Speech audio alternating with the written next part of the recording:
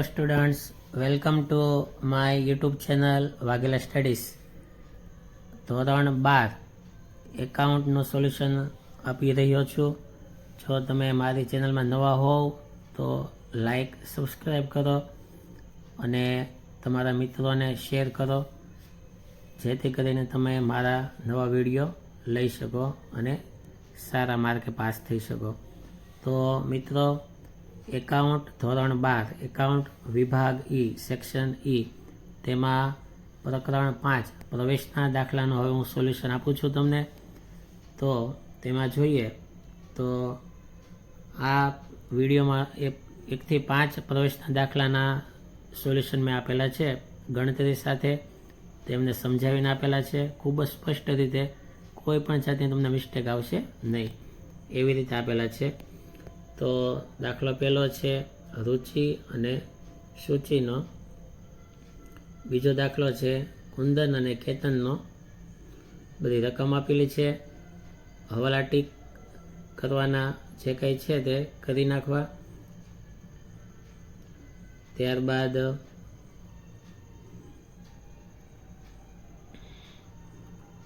રીમા મીરાનો દાખલો છે. ત્યારબાદ શાહ અને પટેલનો દાખલો છે. ત્યારબાદ જગત અને વિશ્વનો દાખલો છે. આવી રીતે 5 દાખલાનું સોલ્યુશન આ પીડીએફમાં આપેલું છે. દરેકના હવાલા ટીક કરી રાખવા. અને મિત્રો, હું આ પીડીએફમાં સૌથી પહેલાં હવાલા લઈશ. હવાલા પહેલાં લઈશ. જો દાખલા નંબર 1, જો રુચિ અને શુચિ 3:1 પ્રમાણમાં નફો નુકસાન વેચે છે અને આરચી 1/5 ભાગે પ્રવેશે છે. આ રીતે છે, બરાબર. હવે અહીં તમે જુઓ તો કોઈ પણ જાતનું હવાલામાં નવું પ્રમાણ આપેલું નથી, જેથી જૂનું પ્રમાણ જે છે 3:1 એ જ ત્યાગનું પ્રમાણ થશે. અને આરચી પાઘડી પેટે 20,000 લાવે છે. આ પાઘડી ત્યાગના પ્રમાણમાં વેચાશે. તો બધી ગણતરી કરેલી છે. સૌથી પહેલાં પુનઃમૂલ્યાંકન ખાતું છે, પછી ભાગીદારોના મૂડી ખાતા છે, રોકડ બેંક ખાતું છે, અને પ્રવેશ બાદનું પાકું સરવૈયું છે, અને જે કાંઈ જરૂરી ગણતરી હોય તે પણ કરેલી છે. તો ગણતરીને સમજજો. કંઈ ન સમજાય તો મને કોમેન્ટ બોક્સમાં લખીને જણાવજો. અને જે કંઈ મેં લીધું છે તે હવાલાથી શરૂ કરીને લીધેલું છે. તમે કોઈ પણ મૂડી દેવા સાઈડથી લઈ શકો, મિલ્ક લેણા સાઈડથી લઈ શકો, હવાલા છેલ્લે લઈ શકો, પણ વધારે ઇઝી પડે એટલા માટે મેં હવાલા શરૂઆતમાં લીધેલા છે. તો દાખલો પહેલો. હવે દાખલો બીજો, એમાં કુંદન અને કેતન 1:3 ના પ્રમાણમાં નફો નુકસાન વેચે છે અને કેવલનો ભાગ 1/4 છે. ને ત્યાગનું પ્રમાણ પણ શોધેલું છે. જો કેવલ કુંદન અને કેતન પાસેથી 1:2 પ્રમાણમાં ભાગ મેળવે છે, આવું આપેલું છે. તેથી ત્યાગનું પ્રમાણ 1:2 થશે. અને જે નવો ભાગીદાર પ્રવેશ કરે તેને પાઘડી લાવવાની હોય, અને આ પાઘડી પોતાના ભાગ પ્રમાણે લાવે. નવી પેઢીમાં પોતાનો જે ભાગ હોય તે પ્રમાણે પાઘડી લાવે. તો કુંદનનો કેવલનો ભાગ 1/4 છે, એટલે પાઘડી લાવશે 1/4 ભાગની. તો પાઘડીનું મૂલ્યાંકન 36,000 છે, ગુણ્યા 1/4. આ ગણતરી આપેલી છે, તમે જોજો. જો ગણતરી કરેલી છે. પાઘડી 9,000 લાવવામાં આવશે. ત્યારબાદ આ પાઘડી ત્યાગના પ્રમાણમાં જૂના ભાગીદારો કુંદન અને કેતન મેળવશે. તો કુંદનને આવશે 3,000, કેતનને આવશે 6,000. આ રીતે પાઘડી બંને મેળવશે. મિત્રો, પ્રવેશના દાખલા હોય કે નિવૃત્તિના હોય કે વાર્ષિક હિસાબ, સૌથી પહેલાં તમારે મૂડી લખવાની બાકી આગળ લેવા તરીકે. ત્યારબાદ રોકડ હોય તે લખવી બાકી આગળ લેવા તરીકે. ત્યારબાદ પાઘડીની ગણતરી લઈ લેવી, ત્યાગના પ્રમાણે ગણતરી કરવી. હવે દાખલા નંબર 3. રીમા અને મીરા 2:3 ના જૂનું પ્રમાણ છે અને વીણા પ્રવેશે છે. હવે ત્યાગના પ્રમાણે ગણતરી કરીએ તો રીમા પોતાના ભાગનો જો ગણતરીમાં આવશે, બરાબર, પુનઃમૂલ્યાંકન ખાતું છે, ભાગીદારોના મૂડી ખાતા છે, બાકી આગળ લાવ્યા તરીકે લખી લેવાનું. ત્યારબાદ રોકડ બેંક ખાતું લખવાનું, તેમાં પણ બાકી આગળ લાવ્યા લઈ લેવાનું રોકડ. પછી પ્રવેશ બાદનું પાકો સરવૈયું આપેલું છે અને ખાસ ગણતરી તમે જુઓ તો તેમાં એક શબ્દને ખાસ પકડવો મિત્રો તમારે, કે રીમા પોતાના ભાગનો શબ્દ પકડવાનો. નો શબ્દ આવે ત્યારે સૂત્ર બદલાઈ જાય, ત્યાગ શોધવાનો. રીમાનો ત્યાગ નફા નો ભાગ ગુણ્યા જૂનો ભાગ, આ રીતનું સૂત્ર થાય. ક્યારે લેવાનું?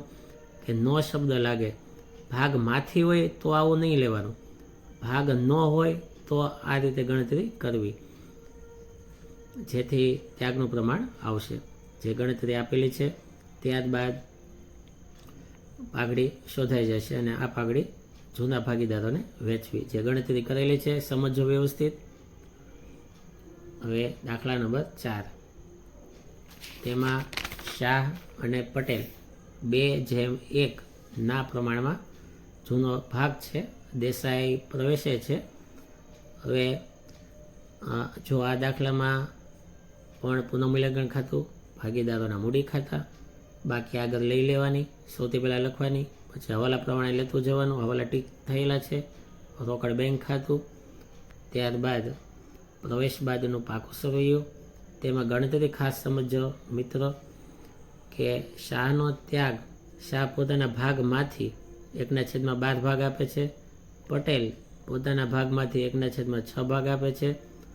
બંનેમાં છેદ સમાન કરીએ, 12 આવે એવું ગોઠવીએ તો ત્યાગનું પ્રમાણ શાહ અને પટેલનું 1:2 આવશે.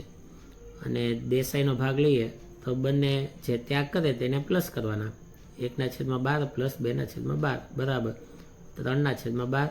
છેદ ઉડાડીએ તો દેસાઈનો ભાગ આવશે 1/4. પાઘડીનું મૂલ્યાંકન 1,80,000 છે. ગણતરી કરો તો 45,000 દેસાઈ લાવવાની પાઘડી થશે. આ 45,000 પાઘડી શાહ અને પટેલને ત્યાગના પ્રમાણમાં આપવામાં આવશે, 15,000 અને 30,000. ત્યારબાદ ખાસ આ દાખલામાં જોવાનું એ છે કે દેસાઈ પ્રમાણસર મૂડી લાવશે.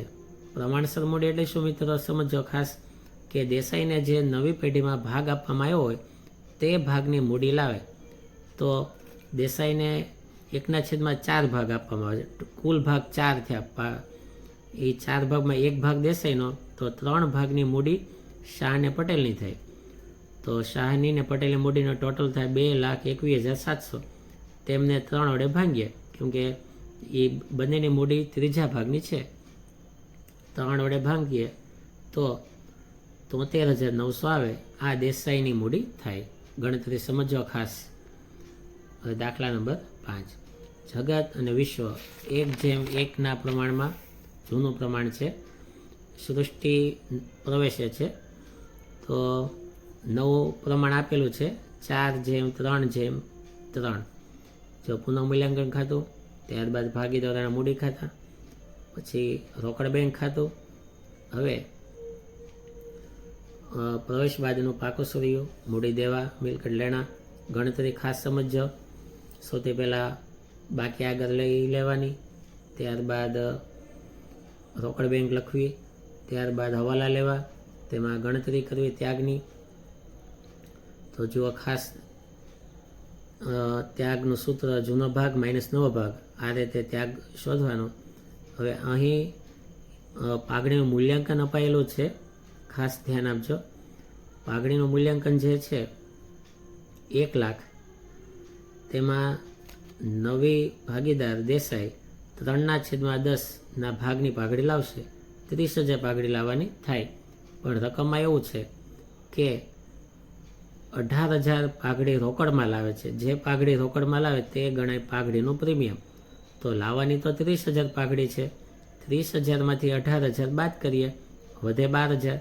તો 12,000ની પાઘડીનું શું થાય? કારણ કેમ કે 18,000 તે રોકડા લાવે છે, તો આ 12,000 પાઘડી તેમણે ભવિષ્યમાં લાવવી પડે તો એ ભવિષ્યની પાઘડી થાય. તો બંને ગણતરી આપેલી છે. ભવિષ્યની પાઘડીની અસર જમા ઉધાર બંને સાઈડ આવે, અને જે રોકડમાં પાઘડી આવે તેને કહેવાય પાઘડીનું પ્રીમિયમ. તો ખાસ સમજો મિત્રો, ગણતરીમાં ખાસ ધ્યાન આપજો. Thank you very much.